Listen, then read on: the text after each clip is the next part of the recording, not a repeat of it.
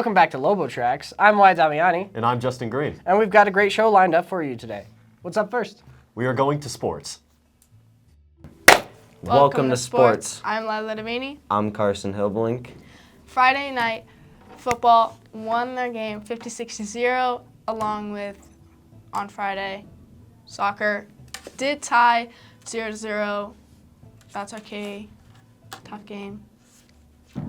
On Saturday, there was a mountain bike race in Eagle, and we were going to shout out some members of the team who placed very good. We have Casey Ware. She placed second place for JV girls.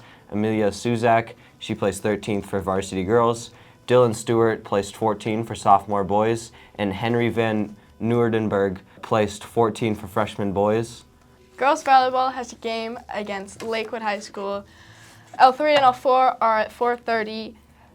JV's at 5:30. Varsity's at 6:30. Be there. The theme is neon. I want to see you there. Ben. I'll be there. So you better be there, okay? Make sure to show up and support your volleyball team. That's all we have for sports for today. Back to the studio. Unfortunately, we don't have much news about sports, but the football game should be happening soon. So please go to that and have a great time. A great job to all our sports teams. While we don't know what happened, I'm sure everyone put up a great effort, and thank you to everybody who was at the games. Next, we're going on to Off the Mountain.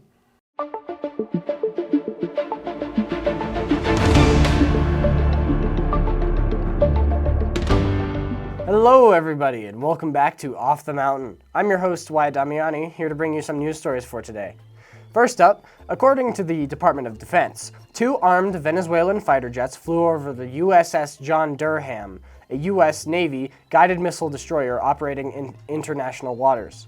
The Pentagon described this maneuver as highly provocative and interpreted it as an attempt to interfere with U.S. military operations. In a statement on X, the Pentagon warned Venezuelan cartels to not interfere with U.S. counter-narcotics and counter-terror operations. And your next story for the day, RD99 is a new fuel source that is a biodiesel refined from cooking oil and animal fats. The renewable fuel is nearly $2 more per gallon than regular petroleum diesel. As of 2024, the U.S. had a production capacity of 2.1 billion gallons per year, but the marine industry alone uses 87 billion gallons of fuel per year. Biodiesel is chemically similar to fossil-based diesel, but can reduce greenhouse emissions by 70 to 80% in those markets. And your final story for the day. Russia and China have agreed to a 30-year deal to send Russian gas across Mongolia to northern China, but specific financial details have not yet been disclosed. Experts say Russia needs the deal more than China. Russia needs to generate cash after losing ground in the European market, while China wants to diversify its fuel sources. The pipeline deal demonstrates the limits of U.S. economic sanctions, but it's also expected to further cement Europe's reliance on American gas exports. And that's all for Off the Mountain today. I'll see you next time. So could you tell me a little more about the RD99? So I think it's a promising new technology. I hope it continues to develop and gets cheaper because $2 extra per gallon is quite a bit, and I don't want to pay that. However, V8 engines must always remain a thing, and as supercharged V8 engines. So I really hope development continues on those biofuel sources. And now, we are going off to weather. Welcome to weather. I'm Gianna Damana. And I'm Finley Arneson. Today's weather is a high of 70 and a low of 50 degrees with clouds. And tomorrow's weather is a high of 76, a low of 51, and it's partly cloudy. Hey Giada, why was the broom late for work? I don't know why. He overswept. You're funny! Back to the studio. Okay, so about the same as we've been having for the past few weeks. Some rain, some thunder, and nice cool weather. I personally love the rain. Exactly. That's my favorite kind of weather. Yeah. A light drizzle, super nice every day. I can't get enough of that, and I absolutely love it. And now, we are bringing back a classic segment of ours. We are going on to Brooks for Restaurant Review. See you there.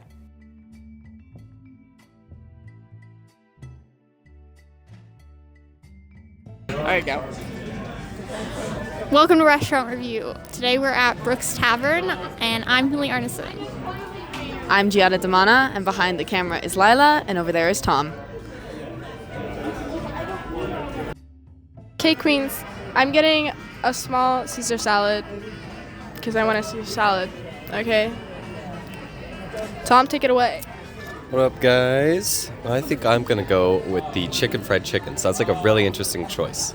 What about you, Giada? I think I'm gonna get the teriyaki quinoa bowl. That's actually something I haven't got here from here before, and sounds good. What about you, Finley? I'm getting a cheeseburger. I like cheeseburgers.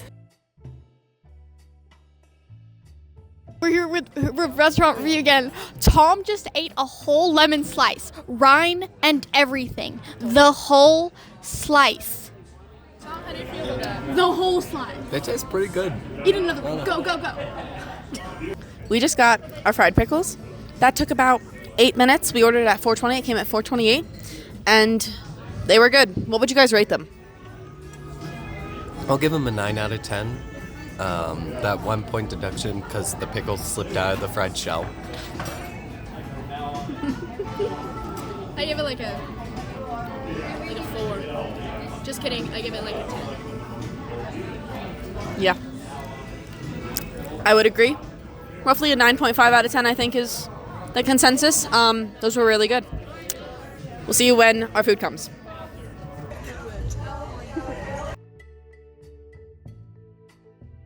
I had a Caesar salad. Eyes are over here. I had a Caesar salad. It was bomblicious. It had a lot of ranch or Caesar dressing. It looks like ranch. It was good. The chicken was great. I don't really have any complaints, honestly. Off to Tom. A number. Yeah. A number? Oh. 6 or 7 out of 10. I had the chicken fried chicken. The chicken fried chicken was done well. The mashed potatoes were a little cold, and so was the gravy. Overall, I'd say it's a 5 out of 10. But the lemons do make up for a bit, so 6 out of 10. Okay. So I had the teriyaki quinoa bowl.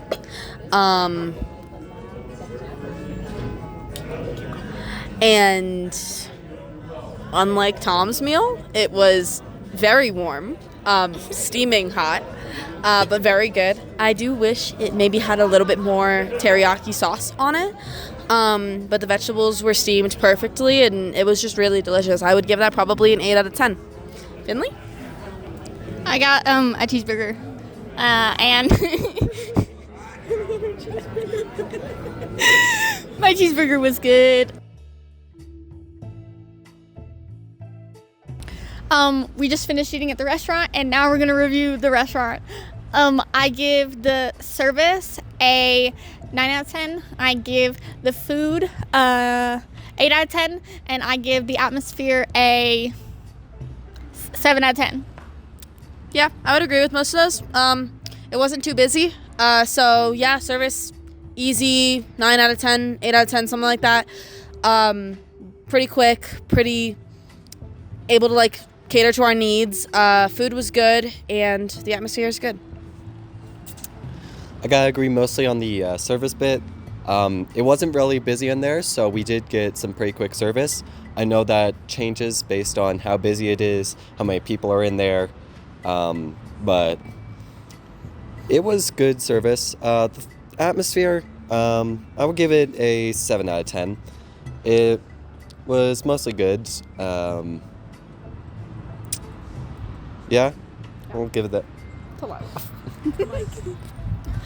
I give it all a 8 out of 10 common denominators. I like all of it. It was great. Back to the studio with somebody, Wyatt and Justin. And that's all we have for Lobotrax today. Hope you guys liked the restaurant review. We plan to bring back some old segments like that and also include some new ones soon. Ben wasn't there. Are you kidding me? No, not joking. Oh my God. Ben, where were you? Where were you? Step it up, man.